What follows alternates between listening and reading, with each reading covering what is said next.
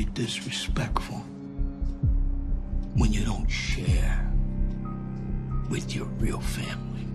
All right, here we go. Tulsa King Season 3, Episode 2 just hit. And if you thought Dwight Manfredi was finally getting a break, think again. The feds are breathing down his neck, Dunmire's smirking in the shadows, his crew is mutiny adjacent, and somehow he still thinks buying a distillery is a good idea. Sheridan is clearly having a blast watching Dwight flail while trying to keep an empire afloat, and we're all just here for the carnage. Loyalty is optional, morality is a suggestion, and pride. Let's just say it's about to get absolutely shattered. This isn't a recap, it's a front row seat to Dwight's slow, glorious implosion. Holy shit. What'd you think? I wasn't gonna hear about this? Dunmire? He's connected, Dwight. I am obligated to destroy everything you have built. Dwight's forced hand by the feds and the weight of Musso's leverage. Dwight Manfredi has spent 2 seasons proving he's nobody's pawn, yet Season 3 makes it clear he's finally on the wrong end of the strings. The feds aren't knocking politely at his distillery door, they're barging in, shoving Musso into his lap like a weaponized house guest he can't get rid of. And the irony? Dwight, the man who bulldozed his way through Tulsa like it was his personal playground, is suddenly playing the role of reluctant errand boy, forced to feed crumbs of intel or risk the kind of fallout that buries mobsters 6 feet deep in concrete. The swagger's still there, sure, but you can practically smell the desperation dripping off every decision he makes. Musso isn't leverage, he's a time bomb. The feds are dangling him over Dwight's empire like a rusted sword waiting to snap loose, and the whole setup is deliciously humiliating for a guy who once thought he was untouchable.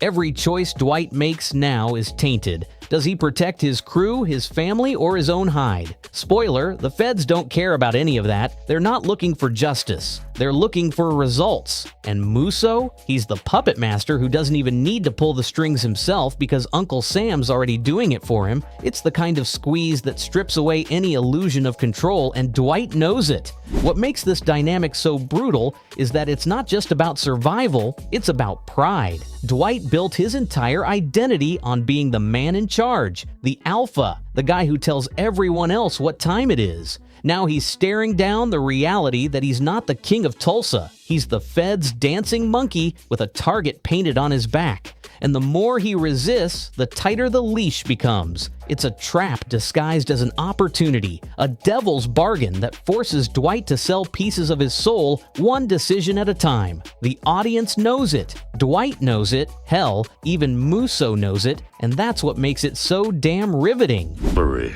it's a very interesting business. And we gotta know the enemy. Distillery deal as death sentence in disguise. The distillery deal was sold like a shiny new hustle, a way for Dwight to pivot from gunsmoke and body bags into something resembling legitimacy. But let's be real, this isn't a fresh start, it's a coffin with better branding. By buying Cleo's father's old spot, Dwight hasn't just dipped a toe into the liquor business, he's basically poured gasoline on himself and handed Dunmire the matches. Every racketeer in history has tried this respectable business front move, and spoiler alert, it usually ends with subpoenas, shootouts, or both. Dwight's still pretending he can run bourbon like a side hustle, but all this deal does is widen the crosshairs on his back. What's worse is the sheer arrogance baked into the decision. Dwight sees a distillery and thinks, here's my empire 2.0, but the show isn't exactly hiding the red flags. Regulations, licensing, union hands in every pocket. The liquor game is a mess of bureaucratic chokeholds, and Dwight's charging him blind like he's ordering whiskey at a dive bar. Add in Dunmire's smug territorial dominance, and you can see where this is headed. Dwight thinks he's buying into respectability, but what he's really purchased is the most complicated noose in Tulsa.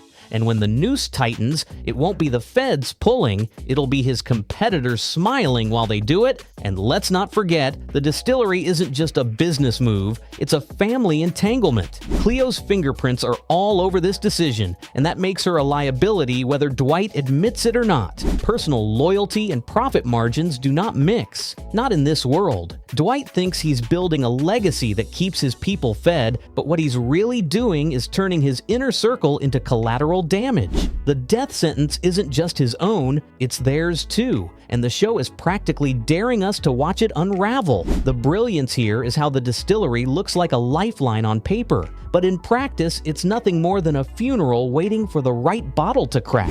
We want to take out the competition. Jeremiah Dunmire, the sort of antagonist you don't want. Jeremiah Dunmire isn't the kind of villain who storms in with machine guns blazing, and that's exactly what makes him terrifying. He's not some two-bit hustler with a chip on his shoulder. He's the guy who's been running the table for decades, with politicians in his pocket, cash flowing through legit channels, and a generational grip on Tulsa that Dwight can't brute force his way through. Dunmire's the monster you don't see coming, because by the time you realize you're in his sights, he's already eaten your lunch and filed the paperwork to make it legal. The real menace of Dunmire is his patience. Dwight's used to street-level thugs who bark threats and demand respect, but Dunmire doesn't need to raise his voice. He doesn't need to flex muscle when his name alone carries the weight of old money, old alliances, and old grudges. He operates like a chess master who's already 10 moves ahead, and Dwight, for all his bravado, is playing checkers with whiskey barrels. This isn't just about turf, it's about pride, legacy, and control of an entire city's underworld. Dunmire isn't threatened by Dwight, he's annoyed by him, which is far more dangerous. And here's the kicker, Dunmire's not just a business rival, he's the kind of antagonist who can dismantle Dwight without ever firing a shot.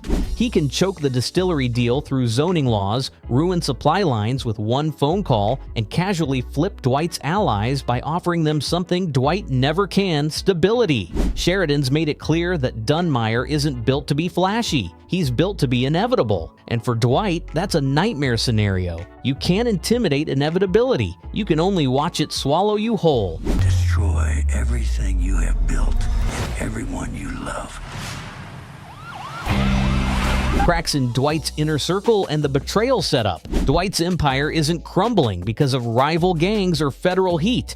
It's rotting from the inside, and that's the kind of decay you can't just shoot your way out of. The premiere makes it obvious. Bodhi's tech bro ego, Mitch's half-hearted commitment, and Cleo's family baggage are not assets. They're liabilities waiting to detonate. Dwight built this crew out of misfits and desperation. And now the cracks are showing. Loyalty in this world isn't a given, it's a currency. And right now, Dwight's overdrafted. The beauty of this setup is how subtle it is. Nobody's outright betraying Dwight yet, but you can feel it simmering under every interaction. Bodhi thinks he's smarter, Mitch is tired of cleaning up blood, and Cleo? She's emotionally invested in a distillery that's already radioactive. Each of them has one foot out the door, even if they don't realize it yet. And Dwight's iron grip can't hold when his own people start questioning if the juice is worth the squeeze. These aren't cracks that get patched, they're fault lines waiting for an earthquake. And if history tells us anything, betrayal in a Sheridan story doesn't come from the obvious rival, it comes from the friend you thought you could trust. Dwight knows it, we know it, and the writing is practically telegraphing it. Someone inside this ragtag family is going to flip, and when they do, it won't just cost Dwight business, it'll cut right through his pride. Watching a man who rules through loyalty get gutted by the lack of it? That's not just good television, that's brutal inevitability. Destroy everything you have built and everyone you love. Guilt, casualties, and the emotional cost. For all his swagger and one-liners, Dwight's hands aren't just dirty, they're soaked, and Season 3 wastes no time rubbing his face in it. Theo's downfall isn't some background casualty, it's a flashing neon sign that every business decision Dwight makes leaves real bodies in the wreckage. The guy talks about honor, about loyalty, about protecting what's his, but the truth is he's building an empire out of gravestones. And here's the kicker, the show isn't letting him walk away from that reality anymore. The guilt is creeping in, whether Dwight wants to admit it or not. What makes this dynamic cut so deep is how Sheridan frames it. Dwight isn't losing strangers on the periphery. He's losing people who trusted him, who believed in him, who got caught in the gears of his machine. Theo wasn't just another name in the obituary section. He was a living reminder that Dwight's choices ripple out far beyond his own survival. And every time Dwight flexes his power to protect his empire, another crack forms in his already fragile moral compass. He tells himself it's the price of doing business. But even Dwight can't keep swallowing that lie forever. The emotional cost here is the slow bleed that makes this season more dangerous than any bullet. Guilt doesn't just haunt a man like Dwight, it warps him, makes him reckless, blinds him to the smarter play. And his enemies don't need to put a gun to his head if they can simply let him sabotage himself under the weight of his own conscience. The brilliance of this setup is that Dwight's deadliest opponent this season might not be Dunmire or the feds or even his own crew. It's Dwight's inability to live with the ghost he's creating. Tone. Reset is the show trying to recapture Season 1's edge. Season 3 kicks off like the writers finally sat down, looked at each other and said, okay, enough meandering, let's actually make this feel like Tulsa King again. Gone are the fluff subplots about Dwight playing cowboy tourist or the half-baked crypto comedy beats. Instead, we get blood on the pavement, high-stakes deals with teeth, and the return of that darkly funny, slightly unhinged swagger that made Season 1 impossible to look away from. It feels less like television coasting on Sheridan's name, and more like a reminder that this show was supposed to be mean, messy, and sharp all along. But here's the kicker. Tone resets aren't always a gift. Sometimes they're a warning. When a show swerves this hard back to its roots, it means the creators know they lost people somewhere along the way. Season 2 flirted with softness, with Dwight playing reluctant grandpa, and Tulsa feeling more sitcom than Syndicate. Now the premiere is practically screaming, "We heard you, okay? You wanted mob grit, you wanted stakes, you wanted Dwight cornered and compromised. Well, here it is. It's almost too on the nose, like Sheridan and company are daring us to call their bluff. And the question becomes, can they sustain it? Or is this just the honeymoon episode before we're back to filler by mid-season?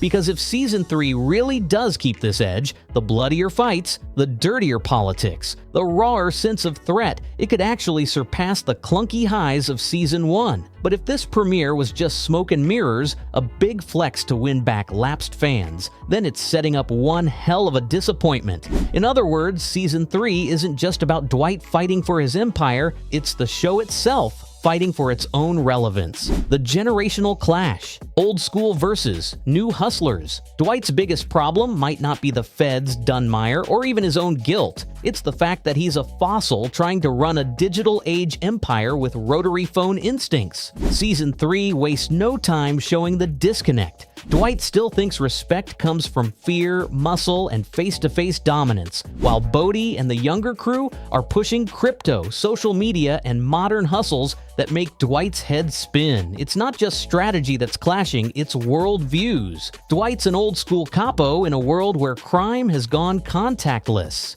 What makes this clash fascinating is how both sides are right and wrong at the same time.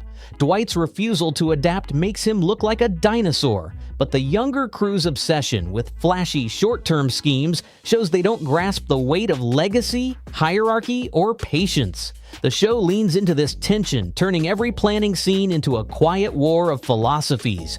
One side preaching tradition, the other chasing disruption. And stuck in the middle, an empire that doesn't know which future it belongs to. This isn't just generational bickering, it's a setup for betrayal. Dwight's men don't just see him as outdated, they see him as an obstacle. And when loyalty collides with ambition, history says ambition usually wins. Sheridan's clearly teeing up a collision where Dwight either evolves or gets left behind. And if there's one thing Dwight hates more than betrayal, it's irrelevance. Watching him grapple with becoming obsolete in the very world he built is the kind of tragic irony that makes Tulsa King more than just another mob show. The shadow of Chicky and the New York mob. Chicky's shadow looms large even when he's nowhere on screen, and Season 3, Episode 2 reminds us that Dwight isn't just running Tulsa. He's running a city still very much under the watchful eye of the New York mob. The premiere planted the idea that every move Dwight makes in his little empire could ripple all the way back to the East Coast, and now the trailer teases consequences he can't ignore. For all his bravado, Dwight is still a regional player in a game that has bigger, meaner, and older rules. What makes this tension addictive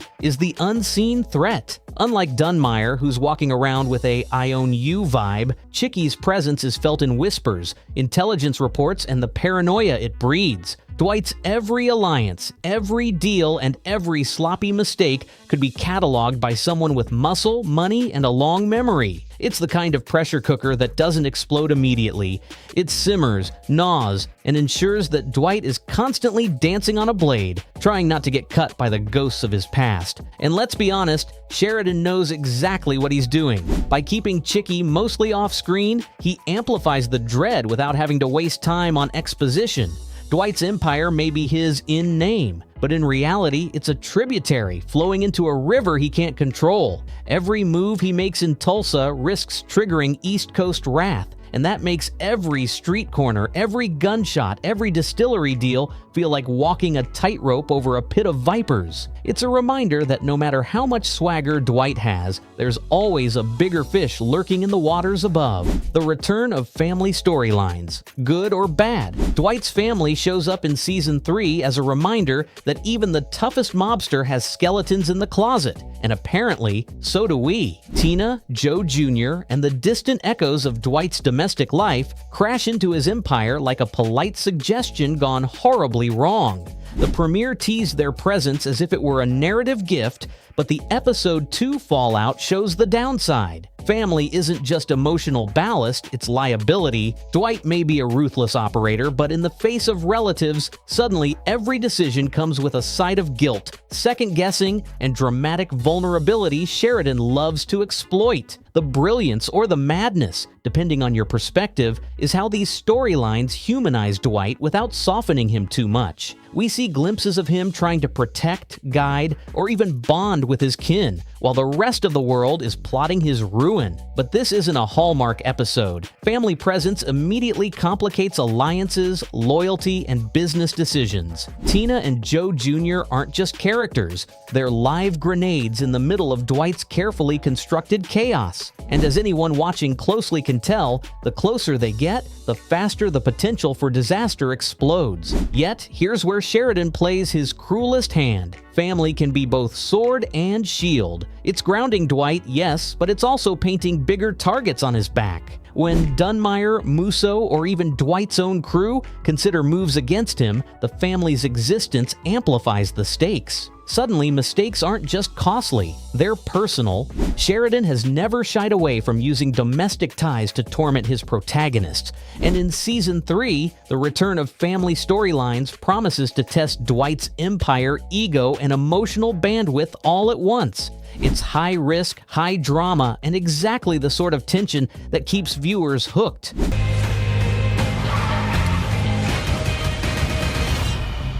Law enforcement's real endgame. The feds in Tulsa King aren't here to play nice or negotiate a gentleman's agreement. They're here to remind Dwight that he's a glorified pawn in their little game of let's see how long this empire lasts. Episode 2 makes it crystal clear. Musso isn't a partner, he's a leash with teeth, and every step Dwight takes is being cataloged, monitored, and used as leverage. Sheridan isn't subtle here. The tension isn't just about guns or territory, it's about bureaucratic suffocation. A slow strangulation that proves even the King of Tulsa can't dodge a system designed to grind him down.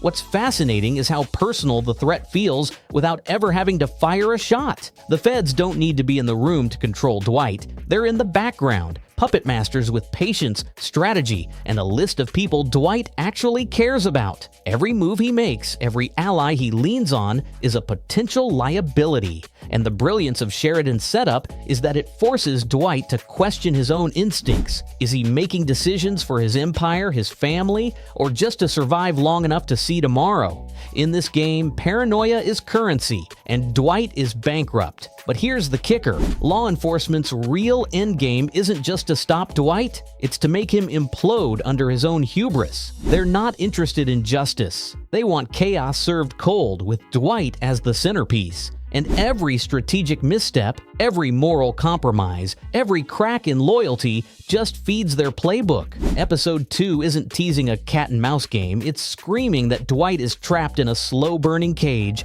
and the feds are holding the key. Watching him squirm, improvise, and stumble isn't just satisfying, it's a ruthless reminder that no matter how cunning he thinks he is, he's never the smartest person in the room. So where does that leave Dwight? Musso's leverage is tightening like a noose. Theo's ashes are still warm. The New York mob is watching, and his own people are eyeing the exits. The distillery looks like a lifeline, but it's really a death sentence wrapped in bourbon, and Dunmire is lurking just to make sure Dwight finds out the hard way. Sheridan isn't just teasing chaos, he's daring Dwight to choke on it, and we're all watching him dance on the edge of disaster. So tell me, are you still rooting for the Tulsa King? Or are you secretly cheering for the empire to burn? Drop your take in the comments, because if this episode proves anything, it's that loyalty is overrated, whiskey burns fast, and Dwight's about to find out the hard way that nobody is untouchable in this town.